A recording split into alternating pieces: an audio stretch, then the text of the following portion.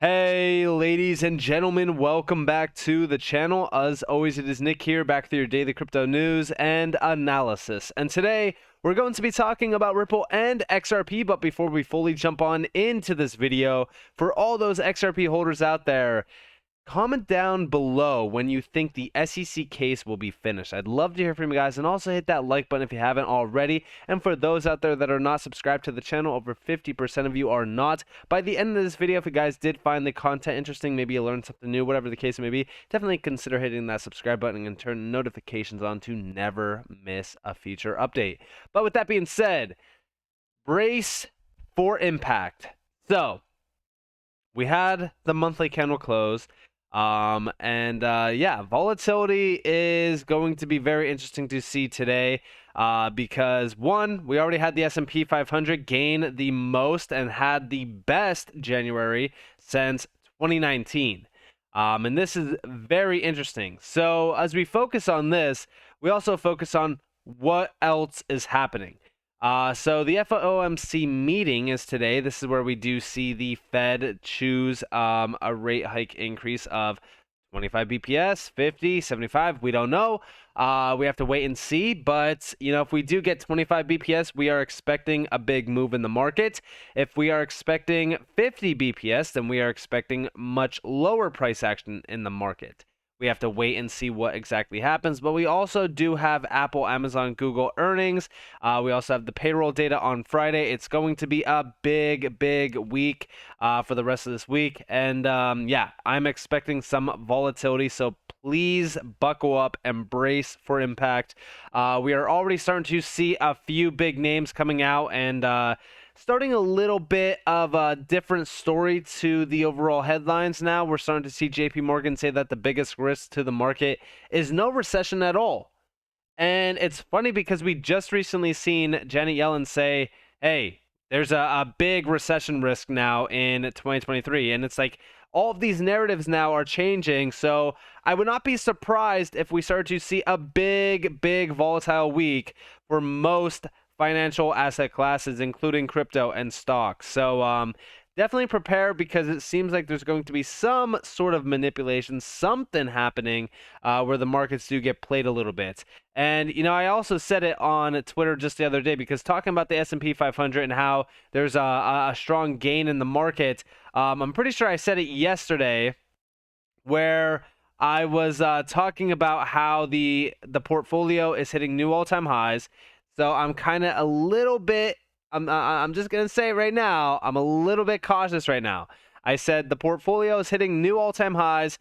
Utility gems are starting to move. We are back over $1 trillion in market cap. Something is definitely brewing. I wouldn't be surprised if the party gets ruined, though, as things are looking pretty good right now. And yeah, even the greed index around crypto was looking, pretty good.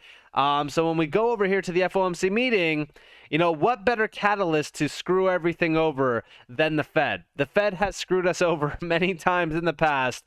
So now we definitely have to wait and see what happens today, because today is the big day. Today is where we really kind of find out what the Fed has up their sleeve and what is going to happen. So we are prepared. We are prepared for the inevitable. We are prepared for whatever happens. And I want to hear from you guys as well. Like I said, even with, everything happening, what do you think's happening with the SEC meeting? Because if you guys missed it, we also seen a few updates around the Q4 update with Ripple. For an example, Ripple's Q4 2022 report is out now. 2 lines stood out to Wrath of Kahneman, which also stood out to me. Ripple has continued to sell XRP only in connection with on-demand liquidity transactions, which again has proof of it. So the SEC saying that Ripple was selling XRP due to blah, blah, blah.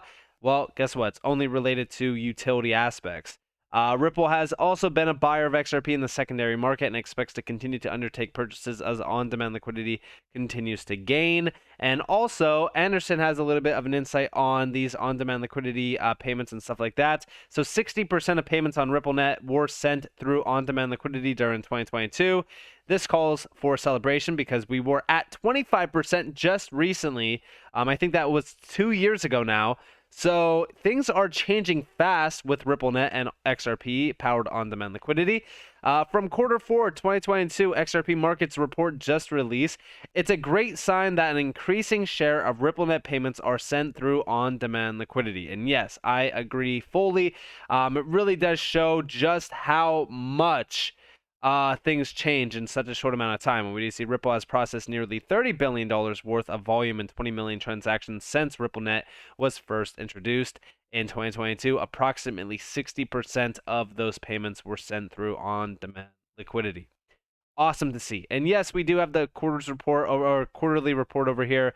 So notable takeaways: on-demand liquidity, Ripple's crypto-enabled cross-border payments solution launched in France, Sweden, and Africa, now available in nearly 40 payout markets. Total XRP sales by Ripple net of purchases were $226.31 million versus $310.68 million previous quarter. And also Persis released the first phase of the EVM sidechain for the XRP ledger on DevNet, which also allows DeFi applications like Uniswap, Avi, and Compound to easily launch on the XRP ledger. So DeFi applications are going to be launching here soon, which is always very exciting. They also do break down the entire crypto market summary here, as you guys do see down here. And they go in depth on that. They also do talk about global regulations and how this has been streamlined by the FTX collapse, and then also the SEC continued its campaign of regulation by enforcement without providing clarity to the entire market, as we all know and are aware of. So yeah, as we do focus on that though, the EU is moving pretty quick, the UK is also moving pretty quick, and Ripple also released its UK policy white paper outlining its regulatory ambitions to propel the UK towards global crypto hub status by driving consumer protections, assessing crypto assets according to different risk profiles, and also ultimately growing the industry in the UK, which is also very exciting because I do believe that Ripple is going to become a major leader outside of the US in many of these areas, including the UK.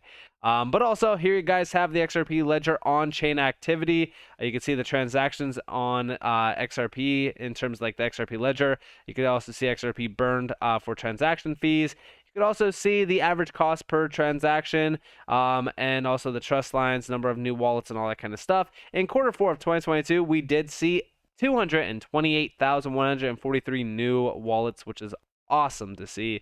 And there's a lot more here as well in terms of like on-demand liquidity. You guys can see all of the on-demand liquidity transactions, stuff like that as well, if you guys did want to take a quick look at that as well. And yeah, it's very exciting. I think that on-demand liquidity is going to continue to grow rapidly. I think that the expansion from Ripple with on-demand liquidity powered corridors is going to continue, and it's only a matter of time before we start to see things change rapidly. But very exciting. And now, with the SEC in mind, we've seen a massive update. So first off, it got a little bit blown out of proportion, but we seen from Mike over on Twitter, we did see just sat through the Library.com court case. It was awesome to see it front row. Johnny Deaton 1 did a phenomenal job. Judge admitted token is not the security, but would not go so far as to put it into his final ruling due to the SEC not asking for the ruling on that. But the SEC openly admitted that it did not ask for secondary sales to be considered. Looking great for XRP holders. I'm sure Johnny Deaton will have much more to say. And we did see over here the judge never said it like this. The token itself is not the security, but he certainly implied it and said library never argued it. He said he is limited to what the parties place in front of him. He certainly implied it when he was speaking on the record, though. He made it crystal clear that his ruling did not apply to secondary sales of LBC. When you think about it, if the token itself was a security, then his ruling would apply to secondary sales because it would also or always be a security. The best thing that happened was this. He admitted he was frustrated with the SEC and pled with them to give clarity, but he said they won't. And it's not his job to make SEC policy and do the SEC's job. And yeah, I mean, there's a lot to this. Johnny Deaton then responded that I was there not asking him to do the SEC's job and provide crypto clarity, but I was there pleading with him to provide clarity regarding his ruling because it was being interpreted as including secondary sales. He then said that he would make it very clear that his orders does not include the secondary sales. He then forced the SEC to agree that they weren't pushing for that. The judge then gave an example to make it clear. He said library sold directly to Flipside Crypto, who placed LBC in a cold wallet. The judge said his order covers that sale, but not when Flipside Crypto sells to someone else thereafter. I argued how the underlying asset is never considered the security and that there isn't a single case in 76 years finding otherwise, and that Judge Castell in Telegram clarified that the gram was not the security. Hinman's speech states the token itself is never the security, etc. At the end of the hearing, he summed up what he was going to do, and after he addressed the parties, he looked over to me and said, Amici, I will make it very clear that my order does not cover secondary sales, and that should satisfy you, or words to that effect. I stood up and said, Judge, if you could also consider adding language that the token itself is not the security, because even though it goes without saying, it would provide additional clarity or words to that effect. He smiled at me and said that he was a minimalist. Someone present, sitting in the front row, said that the judge did not say on the record that the token was not the security. It's possible I missed it when I was writing something down, but I think it may be when he said library never argued the token itself is not a security. The judge seems to agree regardless, but it all comes down to how aggressive he wants to be.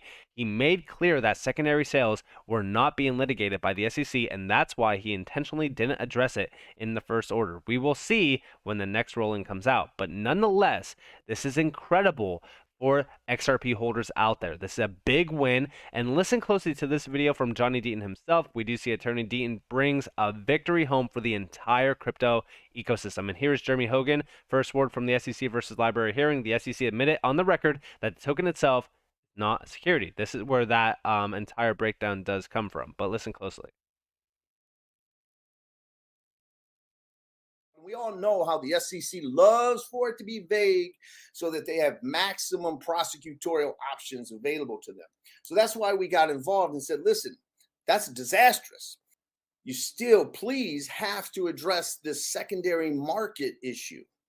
And then he did something great. He basically looks over at the SEC and says, you agree, right, with him that, imagine that. I want everybody to imagine that a judge looking over at the SEC attorney saying, you agree with Deaton, right? They weren't that happy about it. And the judge said, you got to make a commitment. And he said, let's use an example. And he said, library sold to an investment club who took the LBC and put it in cold storage, a direct sell. The judge said, I found that to be an unregistered securities offering. And you agree with me, right, SEC? And they go, yes. Then the judge said, but if Flipside sells it to someone else in the secondary market, independent of library, you got to agree that that's not, my order doesn't apply to that scenario. And that's the victory that we got. The SEC had to concede that on the record in real time. Then he looked at me and said, Amicus, he goes, I'm going to make it clear that my order does not apply to secondary market sales. This hearing today, if you think we're getting regulations from Congress soon, then this hearing's irrelevant, right? Because Congress will give us our clarity. If we're not going to get any clarity from Congress, there's not going to be some legislation that says something that defines a security or not a security, if the CFTC has it or whoever. If we're not going to get that for a couple of years, then this hearing was extremely important. And that is the big win so far that we do have. This is a huge victory for the entire crypto industry, and I also think that this is huge for XRP holders out there as well, as we do wait for the big overall push that the judge will make around this case. I know that a lot of people are expecting a big win within the first 6 months of the year. We don't know if that's going to happen or not, but we could be hopeful for that. But we do see over here from Mark Phillips, which I do completely agree with this statement. 2023 predictions, the SEC versus Ripple lawsuit will result in regulatory clarity for XRP. The halo effect will extend to similar projects, XLM, XDC, QNT, etc. All other tokens will be in legal jeopardy, except Bitcoin, which will face withering ESG headwinds. Not financial advice. Now, I do think that the decision around the XRP lawsuit is going to be a big one, right? I think that's going to be a huge one. I think that's going to be one that is that That is very, very exciting. I also think that as we do focus on the bigger picture here, it's the fact that once we do see the case being finished for XRP, right? Let's go back to the Q4 report. 60% of the payments through RippleNet are with on-demand liquidity, right? When we get this case put behind us, imagine the amount of growth that Ripple will see with on-demand liquidity, with transactions, with RippleNet, and the adoption. I'm very excited. I'm very excited for what happens after this case is done, because this is the biggest obstacle to mass global adoption with XRP right now. So once this case is done, it is going to be a huge, huge opportunity as an XRP holder to benefit greatly from the growth of not only RippleNet with on-demand liquidity, but imagine the growth from the XRP ledger as well. Because we're going to see a lot of adoption for the XRP ledger itself outside of what Ripple is doing with XRP. And I'm very excited for that. And also, again, just to wrap things up, definitely get ready for the FOMC meeting. This is going to be a big one. Definitely stay tuned for the volatility within the market. Buckle up, prepare for anything to happen. There's a big, big week ahead. We're starting to see the narrative being played from some of these bigger leaders out there in the financial area. And I would not be surprised if we've seen some big surprises this week in terms of price action. So with that being said, I hope that you guys enjoyed this video. If you guys did, definitely leave a like, subscribe to notifications on if you get some more free content. You guys are more than welcome to follow me on Twitter and join the free Discord down in the description below. It's always up to you all. Have a beautiful day, beautiful night, wherever you guys are in this beautiful world. This has been Nick. Peace out, guys.